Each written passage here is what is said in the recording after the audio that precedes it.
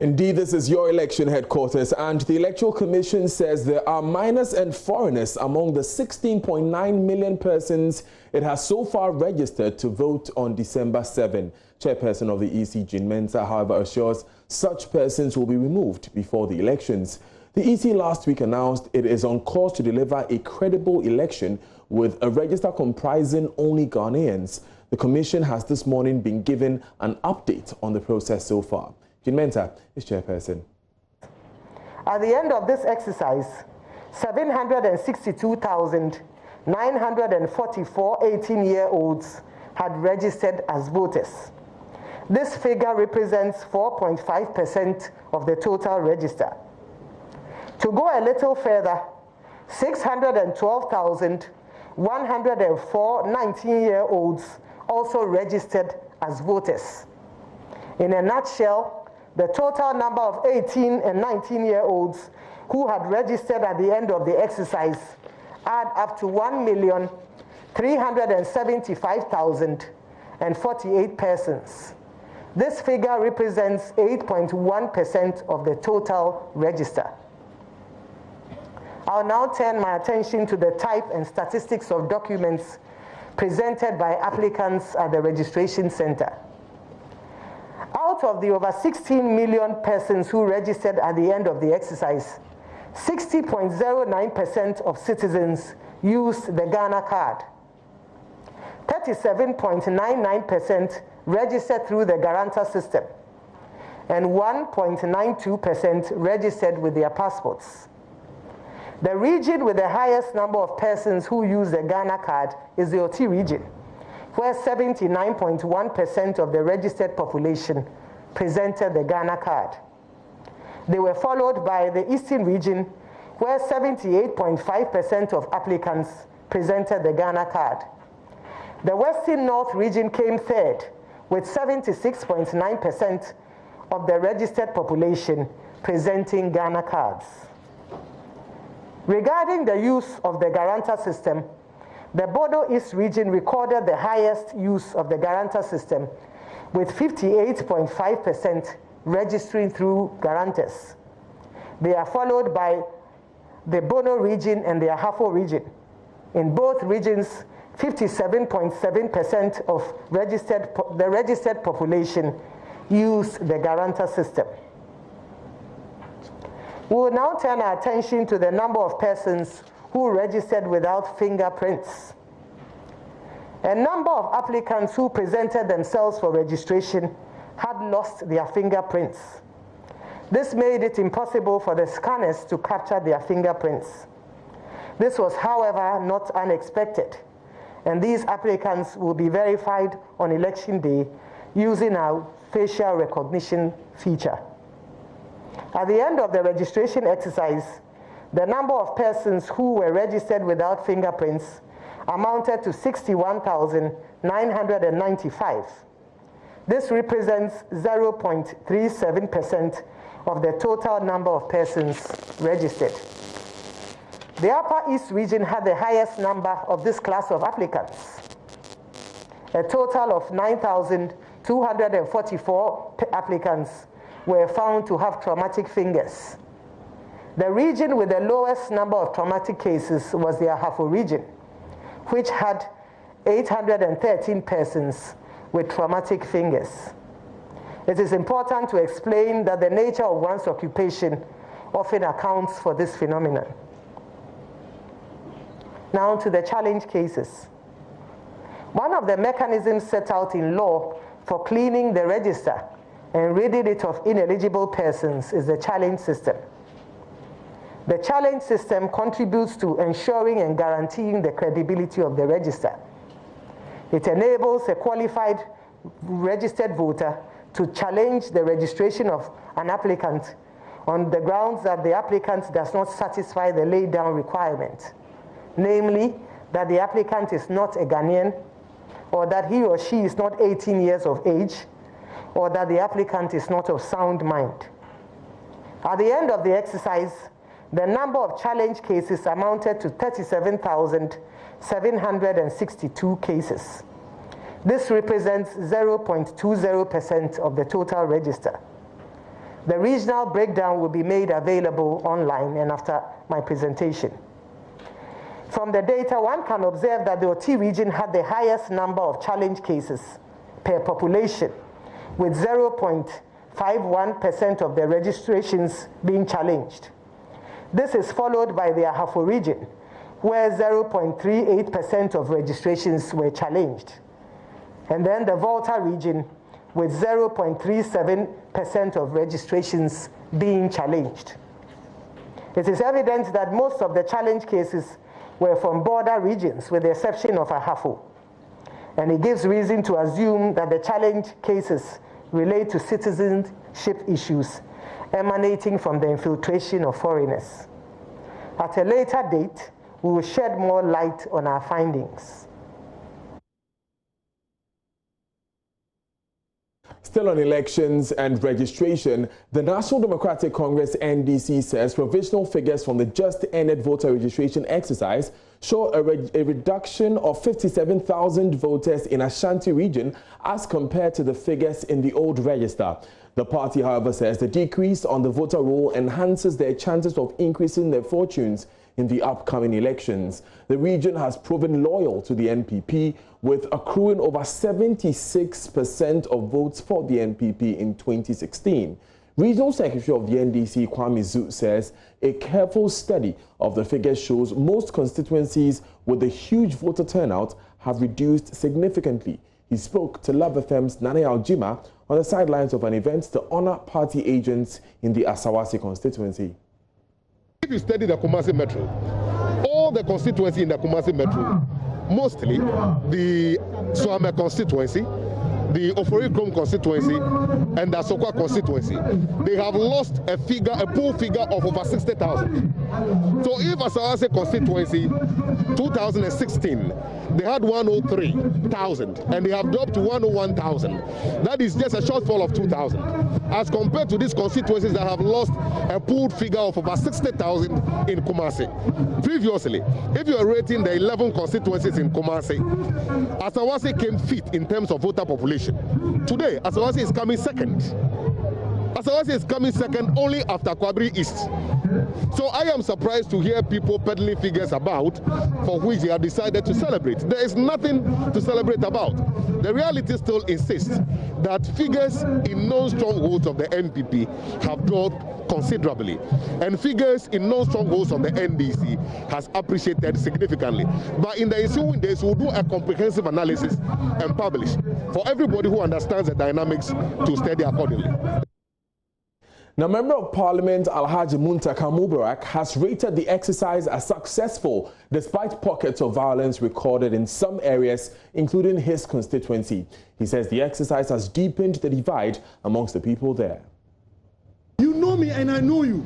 And today, because of registration exercise, you say because of your party, you deliberately say, I should go through this frustration. I can tell you there have been so deep division in our community. And I can tell you that it's across the country. Because if you look at what's happening in voter already, if you look at what's happening in Banda, look at what's happening in Kaswa, our Kumsis area, nothing can describe this register than being a divisive register. It has divided us more. And I believe they've only created the sword that they are going to fall in. Because you see, for example, when you come to Ababo Bolabola and you are challenging blindly, I know a lot of people in Abolabola who are MPP, and you are challenging so blindly that to the extent that you are challenging your own.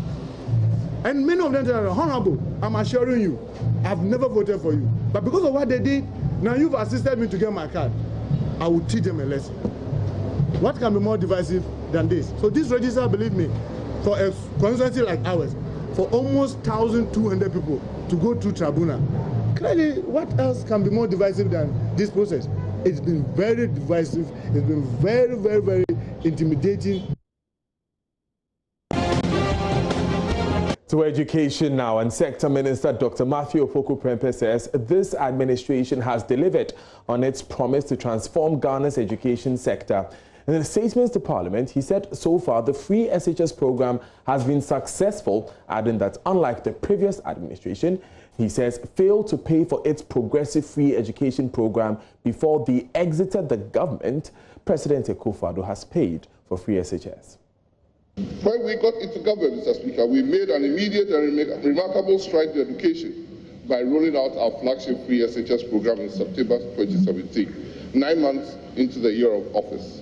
It was a promise to the people of Ghana, and we kept it. To date, over 1.2 million students have benefited from free senior high school program, which has expanded access to secondary education and enabled an extra 400,000 students to enroll in senior high school. Despite a few initial challenges in respect of implementation, Ghanaians have largely embraced this program, and testimonies are endless. Mr. Speaker, in 2016, many ridiculed the capacity to implement the program, citing unavailability of funds, inadequate classroom structures, and other school facilities to support the implementations. Seeing how successful the program's implementation has been with such important policies, such as the double-track calendar program, sustainable funding strategies, among others, our opponents making U-turn and promising a review of the program if they win power in 2020 elections, except they have failed to specifically say what aspect they will review and to what end and purpose. It is instructive to note that under the progressive free SHS policy, when they were in government, they left on arrears of over 30 million cedis in respect of the 2015-2016 academic year, when the program started with day students only. That has since been paid by the Nanado government. Nothing at all was paid by NDC in the respect of the 120,000 students catered for another high-sounding progressive free education in the 2016-2017 academic year. Notwithstanding the initial hiccups, the free SHS program, I believe, is here to stay, and we are confident that the generality of Ghanaians are fully behind it. Let me assure the House that President Akufo-Addo is committed to ensuring that no child in this country will ever be left behind or denied access to senior high school education for the sole reason that their family is unable to pay for the education. Now joining us via Zoom is Kofi Asare, Executive Director of Africa Education Watch, a think tank. Now Kofi, these assertions by the minister, how do we reconcile or substantiate them?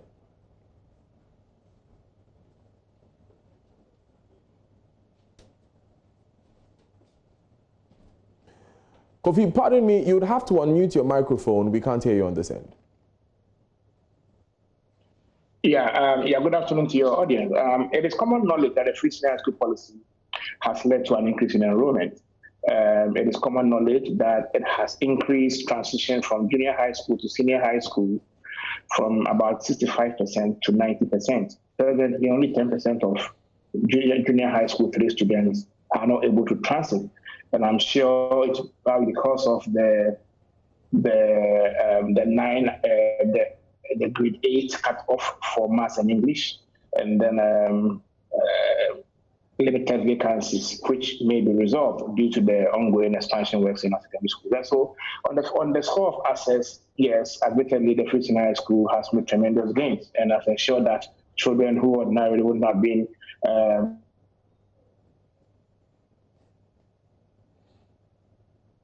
in school on a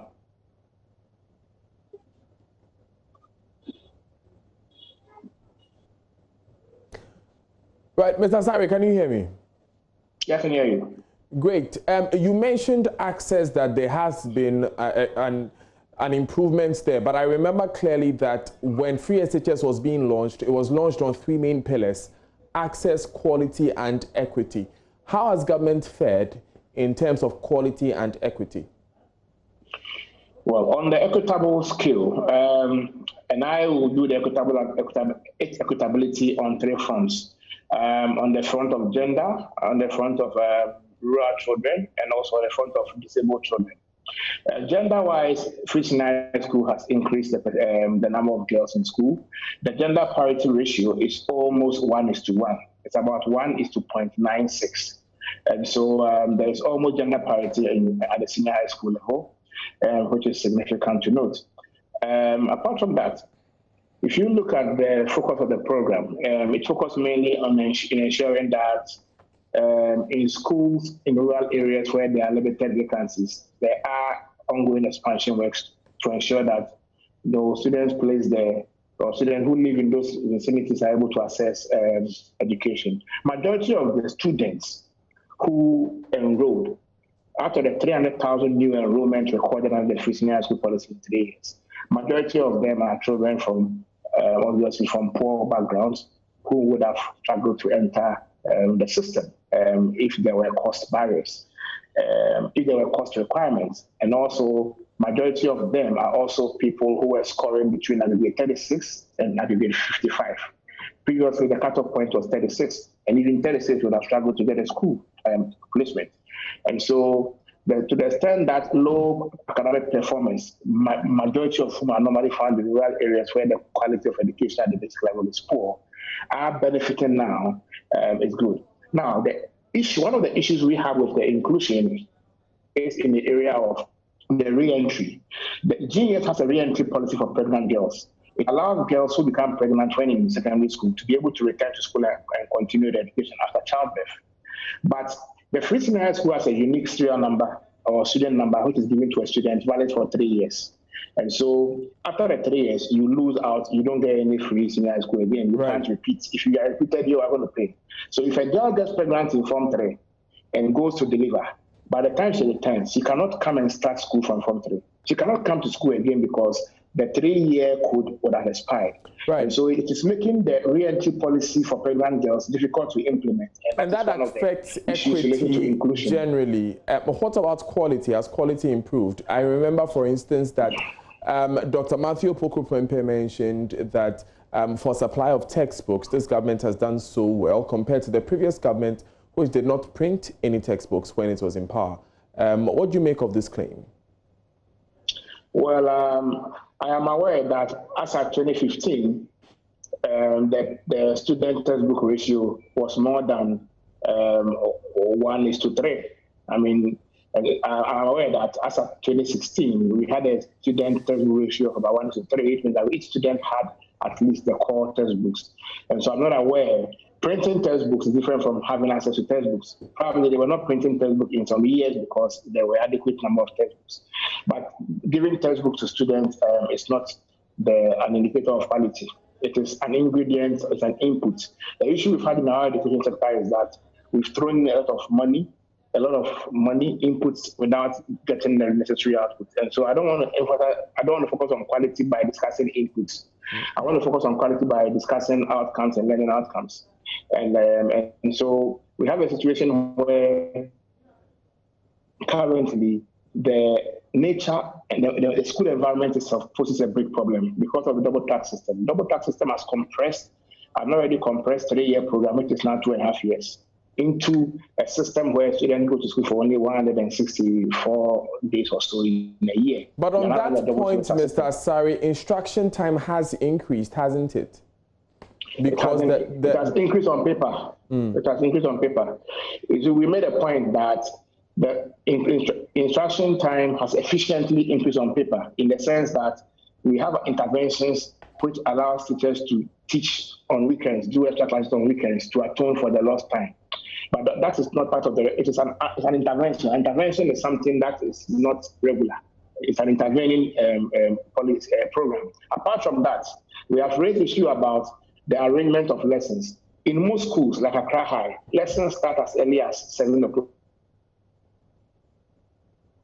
Unfortunately, we've lost the connection there with Kofi Asari, who is Executive Director for Africa Education Watch. We would move on and deal with some other issues. Now, Vice President Dr. Mahmoud Bawumia says policy interventions by governments to support youth entrepreneurs and the youthful population will spur growth and enable them to contribute meaningfully to the economy.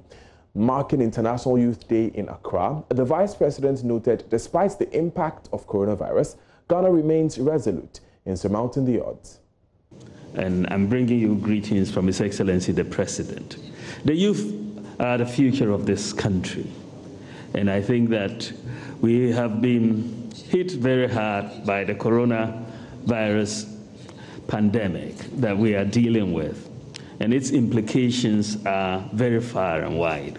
And us in government are having to deal with these problems. Of course, government has been through its testing, tracing, and treatment protocols, been trying our best to manage the impact of the pandemic. As at yesterday, we have had about 41,000 people who have been infected with the virus. We've had about 39,000 recoveries, which is a quite significant recovery rate of about 94%. So we have about 2,026 or so people who are actively positive, and we have to manage. But there is so much that is unknown about the virus, and we need to continue to follow what the science and the data tells us. The youth is very, very key in this battle, but government is also very, very key to address some of the challenges that the youth are facing, whether it's in terms of jobs, whether it's in terms of housing, and so on. So we will do our part.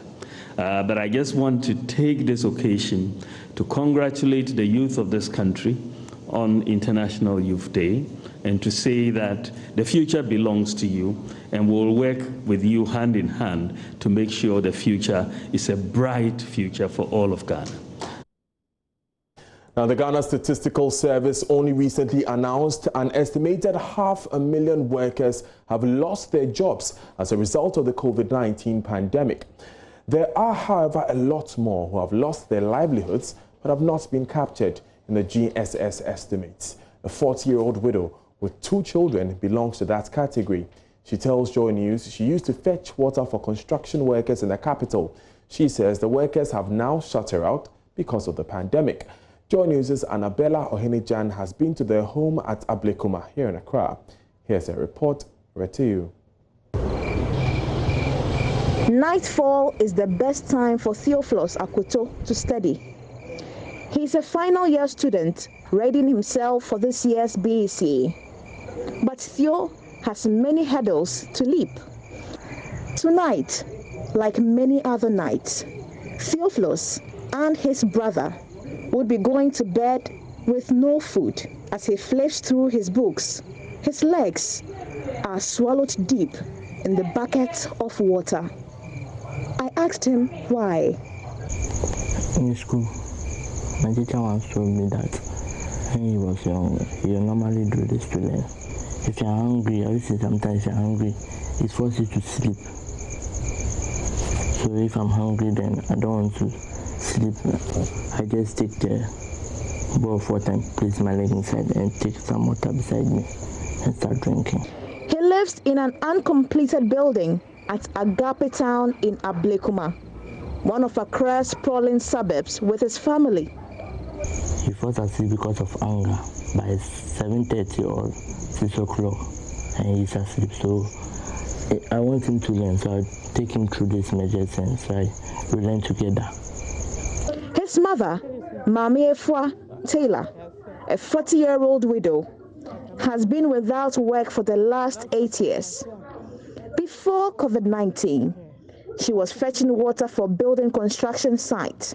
When the pandemic hit, many of the sites stopped working.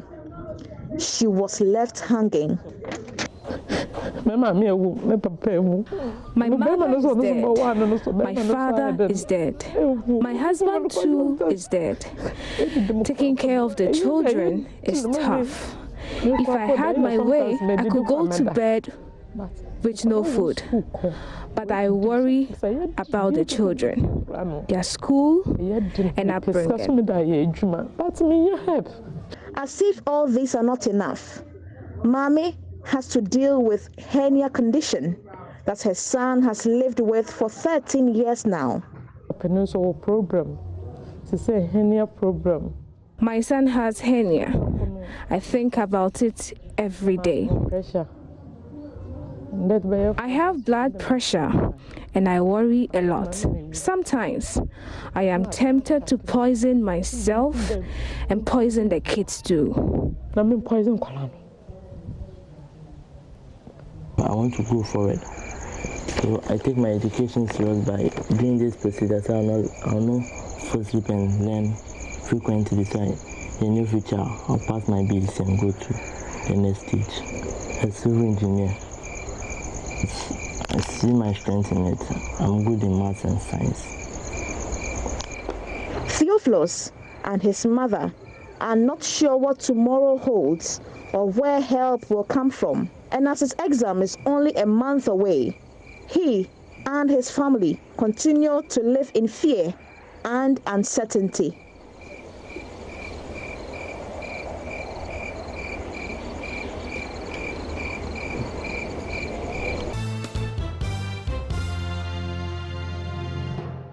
Hi, good afternoon and welcome to Business. My name is Darryl Kwao. Inflation rate for the month of July this year rose to 11.4% from 11.2% in June.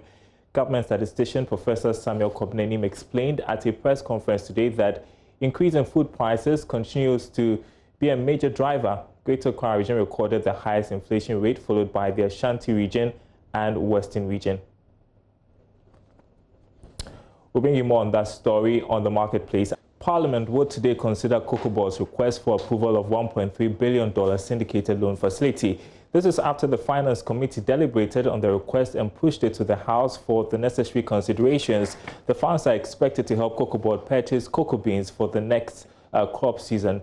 More on Cocoa Board's request in this report. According to the Finance Committee's report, Cocoa Board would first seek about 650 million cedis out of the targeted $1.3 billion. A fraction of this amount should hit the Bank of Ghana's accounts before October this year. Sources say the roadshow could be closed before the end of September this year. The report approved by the Finance Committee of Parliament showed the rest will be raised in February next year. It is also not clear for now what might be the reason for raising the funds in these two tranches, compared to the past when it was all done at once. Cocoa Board is hoping to use the funds to buy the cocoa beans from farmers through the licensed buying companies. In terms of the cost, Cocoa Board will pay a 1-month LIBOR of plus 1.75% per annum and a commitment fee of 0.62% and an upfront fee of 1.25%. Meanwhile, Cocoa Board is looking at 900,000 metric tons of cocoa beans in terms of production target for the next crop season. The funds coming in would not only be beneficial to the cocoa sector, but also the entire economy because of its impact on the city and the infrastructure needs of the country. And that's it for Business. Sports is up next.